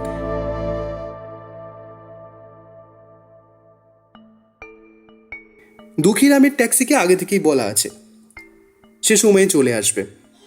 দুঃখীরাম নিজের ট্যাক্সি নিয়ে এলো ওই সকাল 7:30 নাগাদ। সেখান থেকে প্রথমে আমরা গেলাম গজপতি সেনের বাড়ি। ওর বাড়ি ধর্মতলার দিকে। ওখানে পৌঁছাতে আমাদের বেশ কিছুটা সময় বেশি লেগে গেল রাস্তার ট্রাফিকের জন্য। ব্যবসায়ী গজপতি সেনের বাড়ি সুবিশাল, দোতলা বাড়ি, বিশাল দালান আর সামনে সযত্নে লালিত একটা ফুলের বাগান। মূল বাড়িতে প্রবেশ করতেই বাড়ির মালি আমাদেরকে অপেক্ষা করতে বলে বাড়ির ভেতর থেকে কাউকে একটা ডাকতে গেল। কিছুক্ষণ পর যিনি ঘরের বাইরে এলেন তিনি একজন স্ত্রীলোক, বয়স আন্দাজ 50-এর ঘরে। পরনে সাদা শাড়ি, হাতে শাখাবলা বা সিঁথিতে সিঁদুর নেই, চোখে মুখে তখনও শোকের ছায়া। বুঝতে অসুবিধা হলো না ইনিই প্রয়াত গজপতি বাবুর স্ত্রী মাধবী। আমাদেরকে নমস্কার জানিয়ে উনি আমাদের ভিতরে আসতে বললেন। ওনার সাথে আমরা গেলাম ওই বাড়ির বৈঠকখানায়। সেখানে আমাদেরকে বসতে বলে উনি বেয়ারাকে চায়ের কথা বলতে গেলেন। মিনিট কয়েক পর উনি ফিরে এলে ব্যোমকেশই প্রথম জিজ্ঞাসাবাদ শুরু করলো। মাধবী দেবী, আপনার স্বামীর কি কোনো শত্রু ছিল? মানে এমন কেউ যে আপনার স্বামীকে এভাবে মারতে পারে বলে আপনি মনে করেন? উনি ব্যবসায়ী মানুষ ব্যোমকেশবাবু, ওনার শত্রুর অভাব ছিল না, কিন্তু ওনাকে তো বিষ দিয়ে মারা হয়েছে। বিষ দেবার কোনো পথ ছিল বলে তো আমার মনে হয় না। কেন আপনার এমন ধারণা হচ্ছে মাধবী দেবী? আমার স্বামী তো বাইরের খাবার খেতেন না একেবারেই, তাছাড়া বিড়ি সিগারেটও উনি খান না। তাহলে এই কথা শুনে ব্যোমকেশ কিছু একটা ভাবতে লাগলো, আর কিছু বলল না ওনাকে। মাধবী দেবী আবার নীরবতা ভঙ্গ করলেন। উনি বললেন, আমি জানি ব্যোমকেশবাবু, পুলিশ ওনার মৃত্যুকে সিরিয়াল কিলিংয়ের অংশ বলে ভাবছে। বড়বাবু আমায় সে কথা বলেছেন, কিন্তু গোপনীয়তা রক্ষা করতে আর কিছু জানাননি। তবে এটা বলেছেন যে ওকে নাকি অনেকটা নিকোটিন খাইয়ে হত্যা করা হয়েছে। কিন্তু তা কে খাওয়ালো আর কেনই বা খাওয়ালো কিছুই তো মাথায় আসছে না ব্যোমকেশবাবু। ওনার মুখে এই কথা শুনে আমিই বলে উঠলাম, আপনি অজিতের সান্যাল বলে কাউকে চেনেন দিদি? না তো অমরজিৎ বাবু, এই নামে তো কাউকে চিনি না। এরপর আমি কিছু একটা বলতে যাব, তখনই আমাকে থামিয়ে ব্যোমকেশ বলে উঠল, মাধবী দেবী, একটু মনে করুন তো ভালো করে, আপনি পঞ্চানন মাস্টার বলে কাউকে চিনতেন বা তার নাম শুনেছিলেন? নামটা শুনে যেন ভদ্রমহিলা কিছুটা থতমত খেয়ে গেলেন। তারপরে একটু ভেবে নিয়ে বললেন, হ্যাঁ ব্যোমকেশবাবু, মনে হয় জানি লোকটাকে, কিন্তু এখন তো সে আর বেঁচে নেই। আমরা জানি মাধবী দেবী, আপনি ওনাকে নিয়ে কি কি জানেন এবং আপনার স্বামীর সঙ্গে ওনার কি সম্পর্ক ছিল তা আমাদের একটু খুলে বলুন প্লিজ। মহিলা একটু গুছিয়ে নিয়ে আবার বলতে শুরু করলেন, পঞ্চাননবাবু একজন অঙ্কের মাস্টার মশাই ছিলেন। তার সাথে আমার স্বামীর সম্পর্ক সেরকম কিছু ছিল না, তবে মাঝে মধ্যে উনি আমাদের বাড়ি আসতেন। এর কারণটা একটু অন্যরকম। আসলে আর্থিকভাবে উনি খুব একটা সচ্ছল ছিলেন না, তাই মাঝে মাঝে নিজের জিনিস বাঁধা দিয়ে আমার স্বামীর কাছ থেকে টাকা নিয়ে যেতেন। আচ্ছা বেশ, কিন্তু এই সম্পর্ক কি নষ্ট হয়ে গিয়েছিল কোনো কারণে? হ্যাঁ ব্যোমকেশবাবু, হয়েছিল। তা কি ছিল সেই কারণ? হ্যাঁ, আমার যতটা মনে পড়ছে তা আজ থেকে বছর 25 আগের কথা। একবার হঠাৎ ওই পাঁচু মাস্টার এলেন আমাদের বাড়িতে। চোখে তার জল, কাঁদতে কাঁদতে আমার স্বামীকে এসে জানান তার অনেকগুলো টাকার খুব দরকার। আমার স্বামীর কোনো আপত্তি ছিল না তাকে অর্থ দিতে, কিন্তু তখন ওনার কাছে বাধা দেবার নাকি কিছুই ছিল না, তাই আমার স্বামী ওকে অর্থ দেননি। সেই থেকেই সম্পর্কে ফাটল। বুঝলাম, কিন্তু উনি সেই অর্থ কেন চেয়েছিলেন তা তা কি আপনি জানেন মাধবী দেবী? ঠিক জানি না, বা তখন শুনে থাকলেও এখন মনে পড়ছে না ব্যোমকেশবাবু। তবে যেটুকু স্মৃতি ঘেঁটে বের করে আনতে পারছি তাতে করে উনি কোনো বিষয়ে উকিল ধরার জন্য টাকাটা চেয়েছিলেন, কিন্তু পরে উনি কেসে দোষী সাব্যস্ত হন আর জেলে তার মৃত্যু হয়। ঠিক আছে মাধবী দেবী, আপনি আমাদের খুব বড় এবং খুব গুরুত্বপূর্ণ কিছু তথ্য দিলেন, অনেক ধন্যবাদ আপনাকে। আজ আমরা উঠি। ব্যোমকেশবাবু, হ্যাঁ দিদি বলুন। কেসটার একটা কিনারা হলে আমাকে অনুগ্রহ করে জানাবেন ব্যোমকেশবাবু। কে খুনি তা হয়তো আমরা বুঝতে পেরেছি দিদি, কিন্তু এই মুহূর্তে আপনাকে তা জানাতে পারবো না। আর সত্যি বলতে খুনিকে আমি নিজেও চিনি না, তাই সে ঠিক আছে ব্যোমকেশবাবু, আপনি তদন্ত মিটলে আমার বাড়ি আসবেন। এরপর সেখান থেকে বিদায় নিয়ে আমরা ওই পাড়ার চারিদিকটা একটু ঘুরে দেখতে লাগলাম, কারণ ব্যোমকেশ খুঁজছিল পাড়ার সেই ছেলের দলকে যারা গজপতি বাবুকে ডুবে যাওয়ার সময় জল থেকে তুলে এনেছিল। একটু জিজ্ঞাসা করতেই দলের একটি ছেলেকে পাওয়া গেল। তাকে ব্যোমকেশ সব কিছু খুঁটিয়ে খুঁটিয়ে জিজ্ঞেস করতে লাগলো। তার থেকে যে যে তথ্য জানা গেল তার মধ্যে একটা বিষয় অত্যন্ত গুরুত্বপূর্ণ, সেটাই আমি না হয় বলি। ছেলেটি জানালো যে গজপতিবাবু ওই পুকুরে আসার পূর্বে একটি নির্দিষ্ট দোকান থেকে পান খেতেন। যেদিন উনি জলে ডুবে গেলেন সেই দিন উনি আসার বেশ কিছুক্ষণ আগে থেকেই এক ব্যক্তি তার জন্য হাতে পান নিয়ে ওই পানের দোকানের পাশে অপেক্ষা করছিল। গজপতিবাবু এলে ওই লোকটি তার সাথে কথা বলা শুরু করে। কী বিষয়ে কথা হচ্ছিল তা অবশ্য ওই ছেলেটি জানে না। লোকটির পরনে ছিল একটা কালো রঙের শার্ট, মাথায় ছিল টুপি আর চোখে সানগ্লাস। কথা শেষ হলে ওই লোকটি গজপতিবাবুর হাতে একটি পান ধরিয়ে দেয়। গজপতিবাবু সেটি খেয়েছিলেন, তা ওই ছেলেটি দেখেছে। এরপর আর ব্যোমকেশ তাকে সেভাবে কিছু জিজ্ঞেস করলো না। পরে গাড়িতে মডেল তনিমার বাড়ি যাওয়ার পথে ব্যোমকেশ বলেছিল যে সে নিশ্চিত ওই পানের মধ্যেই নিকোটিনের যৌগ মিশিয়ে খুনি গজপতিবাবুকে হত্যা করেছে। তনিমার ঠিকানায় পৌঁছে দেখা গেল জায়গাটা কোনো বাড়ি নয়, বরং একটি ফ্ল্যাট। 3 নম্বর ঘরটি ছিল তনিমার ঘর। সেখানে কলিং বেল বাজাতে দরজা খুললেন তনিমার মা অনিমা দেবী। আমাদের জন্য চা করে এনে তিনি আমাদের সামনে বসলেন। তার চোখ মুখ ফ্যাকাশে, বোঝাই যাচ্ছে খুব মানসিক ও শারীরিক ধকল গেছে তার। ব্যোমকেশই প্রথম নীরবতা ভাঙল। আমি জানি অনিমা দেবী, এই সময় আপনাকে বিরক্ত করাটা আমাদের উচিত হচ্ছে না, কিন্তু আপনার থেকে কয়েকটি প্রয়োজনীয় তথ্য না জানলেও নয়। খুবই অল্প সময় নেব আপনার, অনুগ্রহ করে আমাদের সাহায্য করুন। আপনার মেয়ের মৃত্যু স্বাভাবিক নয়, তাকে খুন করা হয়েছে। কে করেছে তাও হয়তো আমি জানি, শুধু জানি না কিভাবে এবং কেন। এই দুটো উত্তর পেতেই আপনার সাহায্য আমাদের নিতে হবে। অনিমা দেবী অত্যন্ত ভাঙা ভাঙা গলায় বললেন, বলুন, কি জানতে চান আপনি ব্যোমকেশবাবু? দিদি, আপনি কি অজিতেশ সান্যাল বা রথিন রায় অথবা পঞ্চানন মাস্টার বলে কাউকে চিনতেন বা চেনেন? নামগুলো শুনে ভদ্রমহিলা যেন কিছুটা শিউরে উঠলেন। তারপর ভয় জড়ানো গলায় বললেন, হ্যাঁ হ্যাঁ, আমি চিনি ব্যোমকেশবাবু, কিন্তু এদের সবারই তো মৃত্যু হয়েছে। পাঁচু মাস্টার মানে আপনি যাকে ওই পঞ্চানন বললেন, সে মারা গেছে বছর 25 আগে, আর বাকি দুজন চলে গেছেন এই হাল ফিলহালের মধ্যেই। হ্যাঁ, একদম ঠিক বলেছেন অনিমা দেবী। এবার বলুন, আপনার পরিবারের সঙ্গে কি ওদের কারো সম্পর্ক ছিল? আর যদি থেকে থাকে তাহলে সেটা ঠিক কি? অনিমা দেবী মাথায় হাত দিয়ে কিছুক্ষণ চুপ করে বসে রইলেন। আমি বুঝলাম উনি কিছু একটা ভাবছেন। মিনিট দুয়েক পরে তিনিই বলতে শুরু করলেন, ব্যোমকেশবাবু, তিনজনেই এক সূত্রে বাঁধা। প্রায় 25 বছর আগের একটা কলঙ্কময় ঘটনা, কিন্তু এ কথা আপনি কেন জানতে চাইছেন? আমার প্রয়োজন আছে তাই জানতে চাইছি অনিমা দেবী। আপনার মেয়ের মৃত্যুর সঙ্গে যুক্ত বলেই আমার এটা অনুমান। কি বলছেনটা কি ব্যোমকেশবাবু? আমার মেয়ের সাথে এদের সম্পর্কটা কি?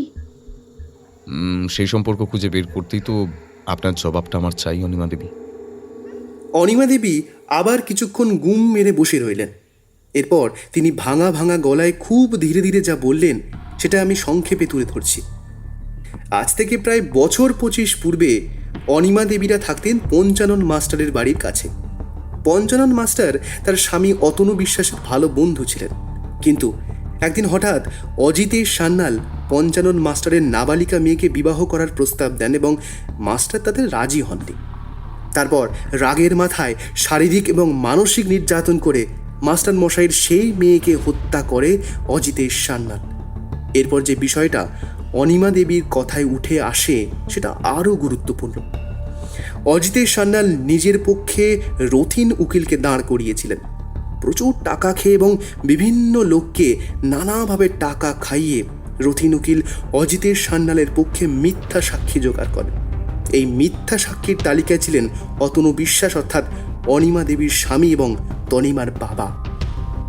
অনিমা দেবী অতনুবাবুকে বহুবার এই খারাপ কাজ করতে নিষেধ করেছিলেন, কিন্তু তবুও বিপুল অর্থের লোভে রথিন উকিলের ফাঁদে পা দেন অতনু বিশ্বাস এবং ওই কেসের সাক্ষী হিসেবে তিনি বলেন যে নিজের চোখে পঞ্চানন মাস্টারকে দেখেছেন নাবালিকা মেয়েকে হত্যা করতে। এই মিথ্যে সাক্ষীর জোরেই জেল হয় পঞ্চানন মাস্টারের এবং রেহাই পেয়ে যান অপরাধী অজিতেশ সান্যাল। এই নিয়ে অতনুবাবুর সাথে স্ত্রী অনিমা দেবীর বহু বাগবিতণ্ডা হয়েছিল, কিন্তু এরপর সময়ের নিয়মে সবই স্বাভাবিক হয়ে যায়, আর তারপরেই জন্ম হয় তনিমার। তাই সব ভুলে গোটা পরিবার আবারও সুখে শান্তিতে জীবনযাপন করতে থাকে। সবটা শুনে ব্যোমকেশ বলল, অনিমা দেবী, আপনার স্বামী কি মারা গেছেন? হ্যাঁ ব্যোমকেশবাবু, ওই বছর 2 হলো। আপনি কি আমাদের বলতে পারেন যে আপনার মেয়ের কোনো নেশা ছিল কিনা? না ব্যোমকেশবাবু, সে কোনো নেশা করতো না, আমি সেই বিষয়ে নিশ্চিত। ঠিক আছে অনিমা দেবী, এই আপনার পক্ষ থেকে এইটুকু তথ্যই আমার জন্য যথেষ্ট। শুধু আর একটা সাহায্যই চাই আপনার থেকে। যেদিন তনিমার মৃত্যু হলো সেদিন যে ছবিঘর স্টুডিওতে গেল তা ছিল অরিত্র বলে এক ফটোগ্রাফারের আহ্বানে। আপনি কি এই ফটোগ্রাফারকে চিনতেন? না ব্যোমকেশবাবু, তনিমা বলেছিল যে এই ফটোগ্রাফার নবাগত, কিন্তু তার পাঠানো নমুনা ছবিগুলো তনিমার বেশ পছন্দ হয়, তাই সে রাজি হয়েছিল ফটোশ্যুটে যেতে। আচ্ছা অনিমা দেবী, অনেক ধন্যবাদ। আজ আমরা উঠি, দরকার হলে আবার আসবো। আমার মেয়ের খুনি কি ধরা পড়বে ব্যোমকেশবাবু? সত্য খুঁজে বার করাই আমার কাজ অনিমা দেবী। আশা করি সেই কাজে এবারেও সফল হব। এরপর আমি আর ব্যোমকেশ ওখান থেকে বেরিয়ে বাড়ির দিকে রওনা দিলাম। পথে ব্যোমকেশকে বললাম, কি বুঝছো ভায়া, কেসটা যে পাকিয়ে খিচুড়ি হয়ে যাচ্ছে একেবারে। দেখো, আমি যা বুঝছি তাতে করে খুনি অত্যন্ত ধূর্ত। তার খুনের পরিকল্পনা রচিত হয়েছে বহুদিন ধরে। তার এমন বিভিন্ন ক্ষেত্রে চেনা জানা আছে যেখান থেকে সে সহজেই বিষের যোগান পেতে পারে। ছদ্মবেশ ধরতে সে পটু, আবার সাধারণ লোকের ভিড়ে সে মিশে যেতে পারে। আর এখন আমি প্রায় নিশ্চিত খুনি হলো পঞ্চানন মাস্টারের সেই হারিয়ে যাওয়া ছেলে। এরপর ব্যোমকেশ আর কিছু বলল না। বাড়ি ফিরে স্নান খাওয়া সেরে আমি সোজা গেলাম আমার ঘরে। কেন জানি না বড্ড ঘুম পাচ্ছে। ঘুম থেকে উঠে দেখলাম ব্যোমকেশ বাড়িতে নেই। মুখ ধুয়ে বাইরে বেরিয়ে বসার ঘরে আসতেই বৌঠান আমার জন্য চা নিয়ে এলো। বৌঠানকে জিজ্ঞেস করলাম, বৌঠান, ব্যোমকেশ কোথায় গেছে জানো? কোনো একটা স্টুডিওতে গেছে মনে হয়, আর সেখান থেকে দাশবাবুর কাছে থানায় যাবে। প্রায় 1 ঘন্টা পর বন্ধুবর ঘরে ফিরল। ও ফ্রেশ হয়ে এসে বসতেই আমি ওকে জিজ্ঞেস করলাম, ইগো, কোনো খবর পেলে নাকি? মনের মধ্যে সব কথাগুলো আরেকবার সাজিয়ে নিয়েই যেন ব্যোমকেশ বলতে শুরু করলো। হ্যাঁ ভাইয়া, খবর পেয়েছি বই কি। স্টুডিওর যে কর্মচারীরা রয়েছে তাদের সঙ্গে কথা বলে জানতে পারলাম ফটোগ্রাফার অরিত্রবাবু ওই স্টুডিওতে এর আগে কখনো ঘর নেয়নি। সেই দিনই প্রথম, কিন্তু তনিমাকে ওরা চিনত। সঙ্গে এটাও জানতে পেরেছি যে তনিমা ওখানে পৌঁছানোর পূর্বেই অরিত্রবাবু এসে একজন কর্মচারীকে দিয়ে স্টুডিওর নির্বাচিত ঘরে 2 কাপ কফি আনিয়েছিলেন, সম্ভবত একটি ওনার ও আরেকটি তনিমার। অজিত, আমার ধারণা যে ওই কফিতেই নিকোটিনের বিষ মিশিয়ে তনিমাকে হত্যা করা হয়েছে। যদিও কর্মচারীরা বলল ফটোশ্যুট শেষে তনিমা যখন স্টুডিও থেকে বেরিয়ে যাচ্ছিল তখন তার মধ্যে কোনো অস্বাভাবিকতা লক্ষ্য করেনি তারা। তনিমা বেরোনোর মিনিট 10-এর মধ্যেই অরিত্র নিজেই স্টুডিওতে চলে যায়। ওই স্টুডিওর রেজিস্টার খাতায় হরিত্রবাবুর কোনো ঠিকানা পাওনি? হ্যাঁ, ঠিকানা পেয়েছিলাম এবং সেটা আমি নিজে যাচাই করেছি। যথারীতি ঠিকানাটা সম্পূর্ণ নকল। এমনকি যে টেলিফোন নম্বরটা দেওয়া রয়েছে সেরকম কোনো টেলিফোন নম্বরের অস্তিত্বই নেই। আসলে আমরা কিছুই খুঁজে দেখতে সেভাবে বাকি রাখিনি। তাই আমাদের কাছে এখন স্পষ্ট হয়েছে খুনের মোটিভ, অর্থাৎ পঞ্চানন বাবুর জীবনের সেই ঘটনা। আর দ্বিতীয়ত যেটা স্পষ্ট হয়েছে সেটা হলো খুনের মাধ্যম, অর্থাৎ নিকোটিনের বিষ প্রয়োগের মাধ্যমে হত্যা। কিন্তু এরপরে এগোনোর জন্য যেটা দরকার সেটা হলো আর একটা খুনের পরিকল্পনা, না হলে আমরা আসল খুনিকে হাতে নাতে ধরতে পারবো না। আমিও বিষয়টার গভীরতা আন্দাজ করে গম্ভীরভাবে বললাম, আচ্ছা ভাইয়া, দাসবাবু কি বললেন? দাসবাবুর দিকের সংবাদ আমাদের জন্য কিছুটা সুখকর। আজকে আরেকটি চিঠি এসেছে। সেই চিঠিটা এসেছে কুমোরটুলি থানায়। তাতে লেখা, পুলিশের ছুলে 18 ঘা, কিন্তু পুলিশকে ছুলে কত? এই কথার অর্থ কি ব্যোমকেশ? আমি যতটুকু বুঝতে পারছি তাতে করে খুনির পরবর্তী লক্ষ্য কোনো একজন পুলিশ অফিসার। আর আমি কিছুটা নিশ্চিত এই পুলিশ অফিসার আর কেউ নন, বরং পঞ্চানন বাবুর মেয়ের কেসের দায়িত্বপ্রাপ্ত অফিসার। তাই জন্য আমি দাসবাবুকে খোঁজ নিতে বলেছি, পুরনো কেসের ফাইল ঘেটে বার করে দেখতে যে পুলিশ অফিসারের নাম কি এবং বর্তমানে তিনি কোথায় থাকেন। এই তথ্য পেলেও আমরা আগে থেকে ওনাকে সাবধান করে দিতে পারবো। বাহ, এ তো দারুণ ব্যাপার। তাহলে তো খুনিও হাতে নাতেই ধরা পড়বে। সেটাই তো হবার কথা অজিত। দেখা যাক এবার দাসবাবু কি সংবাদ দেন। সন্ধেবেলা আর ব্যোমকেশের সাথে কেস নিয়ে সেভাবে কথা হলো না। ও শুধু আমায় রাতের বেলা খাবার টেবিলে বসে বলল যে ওই পুলিশ অফিসারের খোঁজ পাওয়া গেছে যিনি দায়িত্বে ছিলেন ওই পাঁচু বাবুর মেয়ের কেসের। তার বাড়ি কুমোরটুলির দিকে। আমরা কাল সকাল 10টা নাগাদ সেখানেই রওনা হব। পরদিন সকাল ঠিক 10টা 15-তে আমরা বাড়ি থেকে বের হলাম। ট্যাক্সি করে কুমোরটুলি পৌঁছাতে সময় লাগলো প্রায় 45 মিনিট। ওখানে পৌঁছে আমরা একটু খোঁজ করতেই স্থানীয় লোকেরা দেখিয়ে দিলেন প্রাক্তন পুলিশকর্তা অশোক চন্দ্রের বাড়ি। বাড়িতে প্রবেশ করার পর বাড়ির চাকর সীতানাথ আমাদেরকে বসালো বৈঠকখানায়। সে এও জানালো যে বাড়ির বড় কর্তা অশোকবাবু খুব অসুস্থ, তার চিকিৎসা চলছে, এখনও ওনার ঘরেই রয়েছেন ডাক্তার। তাই অশোকবাবুর ছেলে সমরচন্দ্র আমাদের সাথে কথা বলতে আসছেন। বেয়ারা আমাদের চা নিমকি দিয়ে গেল। সেগুলো খেতে খেতেই আমাদের ঘরে উপস্থিত হলেন সমরচন্দ্র। ব্যোমকেশ তাকে সবটা খুলে বলল। সমরবাবু ব্যোমকেশের মুখে সব কথা শুনে অত্যন্ত আতঙ্কিত হয়ে পড়লেন। খুনির পরের লক্ষ্য যে তার পিতা অশোকচন্দ্র, সে কথা শুনেই তিনি আরও ভয় পেয়ে গেছেন। ব্যোমকেশ সমরবাবুকে উদ্দেশ্য করে বলল, আমি আপনার বাবার সঙ্গে একটু কথা বলতে চাই সমরবাবু, এটা খুব জরুরি। মানে ব্যোমকেশবাবু, আসলে বাবার শরীর এমনিতে খুবই খারাপ। ডাক্তারবাবু ওনাকে দেখতে এসেছেন। বলছিলাম যে ওনাকে কি বিব্রত না করলেই নয় ব্যোমকেশবাবু? আমি ওনাকে অযথা বিরক্ত করব না সমরবাবু, আপনি নিশ্চিন্তে থাকুন। আমার শুধু 2টো তথ্য জানা দরকার, আমি সেটুকু জেনেই চলে আসব। এরপর আর সমরবাবু কিছু বললেন না। ওনার পিছন পিছন আমরাও সিঁড়ি বেয়ে উঠতে লাগলাম অশোকবাবুর ঘরের দিকে। উঠতে উঠতে ব্যোমকেশ ওনাকে জিজ্ঞেস করল, কোন ডাক্তারবাবুর অধীনে চিকিৎসাধীন রয়েছে আপনার বাবা? ডক্টর অরিন্দম গুপ্ত। আমাদের বাড়ি থেকে মাত্র 2-3 মিনিট দূরত্বেই থাকেন। এই মাস 4 হলো এসেছেন এখানে। শিয়ালদায় তার চেম্বার। আচ্ছা বেশ, অশোকবাবুর ঘরে প্রবেশ করে আমি দেখলাম এক শীর্ণকায় বৃদ্ধ খাটে শুয়ে। পাশে একজন ডাক্তারবাবু নানান ওষুধ মেশাচ্ছেন একটা ছোট শিশিতে। প্রথমে আমাদেরকে ঘরে ঢুকতে দেখে ডাক্তার গুপ্ত কিছুটা চমকে উঠলেন, তারপর নিজেকে সামলে নিয়ে বললেন, আরে এই যে সত্যান্বেষী ব্যোমকেশ বক্সী, তা মশাইয়ের হঠাৎ এখানে আগমনের কারণ? ডাক্তারবাবু নমস্কার। আসলে আমাদের দরকার আপনার রোগীর সঙ্গে, খুব অল্প সময়ই নেব, কিন্তু কয়েকটা গুরুত্বপূর্ণ তথ্য জানা দরকার। বৃদ্ধ অশোকবাবু উঠে বসে দুর্বল কণ্ঠে বললেন, ব্যোমকেশ বাবু, আমার মৃত্যু আসন্ন। আমি খবর পেয়েছি অজিতেশ, রথিন আর গজপতিকেও মেরেছে।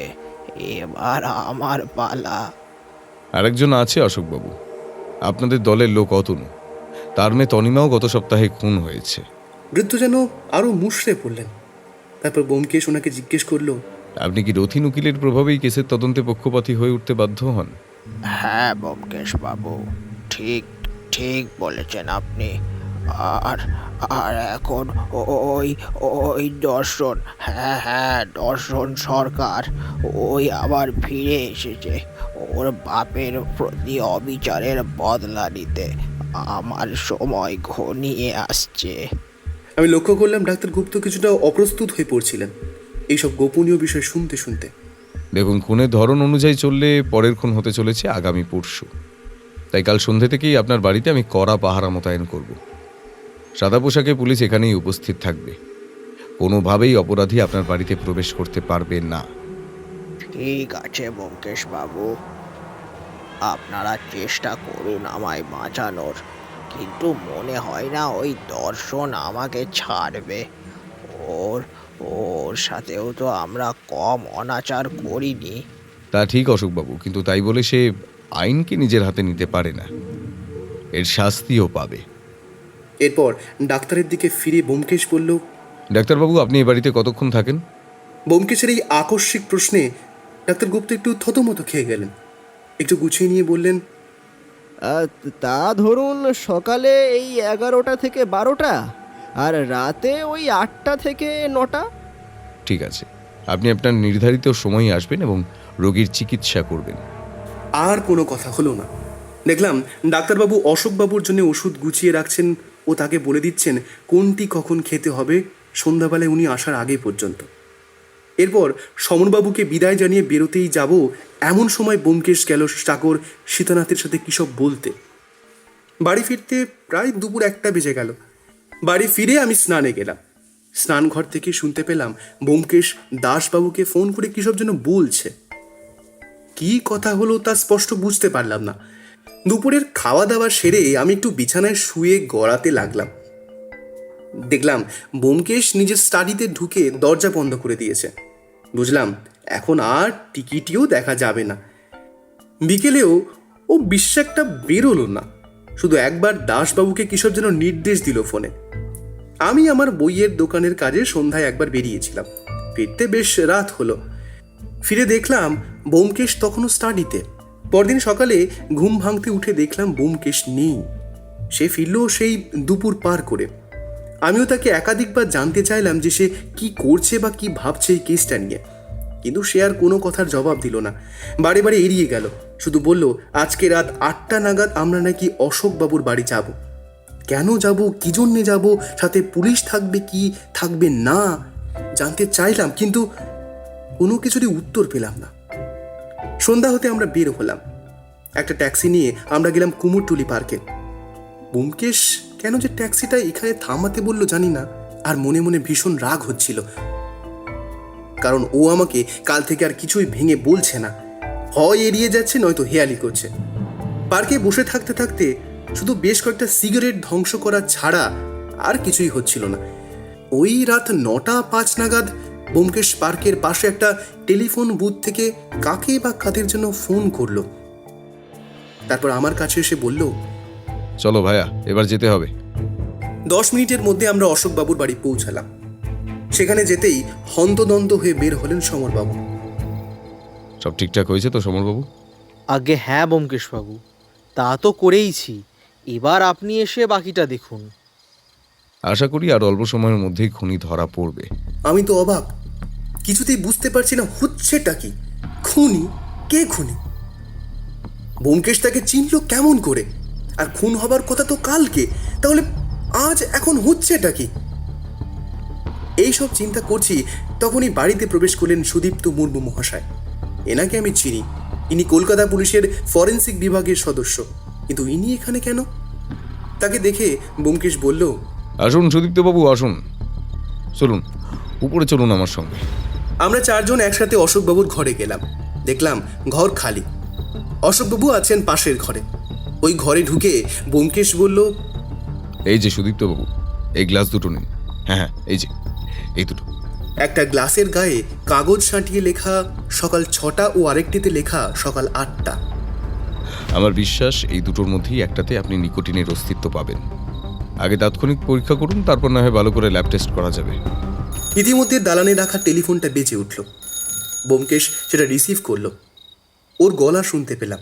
ও বলছে, হোয়াট? সুইসাইড? এই রে, বিষ খেলো? জীবন তো ধরা গেল না তাহলে।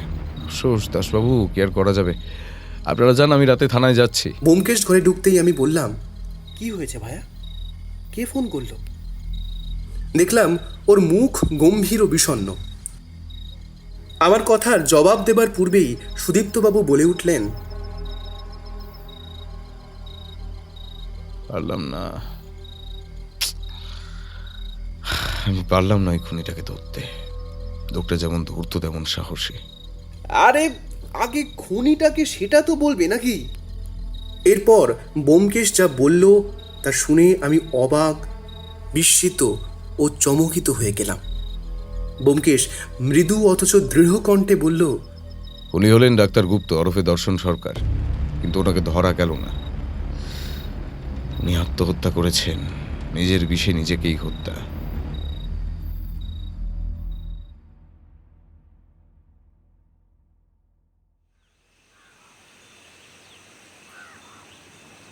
পরদিন অর্থাৎ 4 তারিখ সকাল 10টা আমরা একত্রিত হয়েছি অশোকবাবুর বাড়িতে।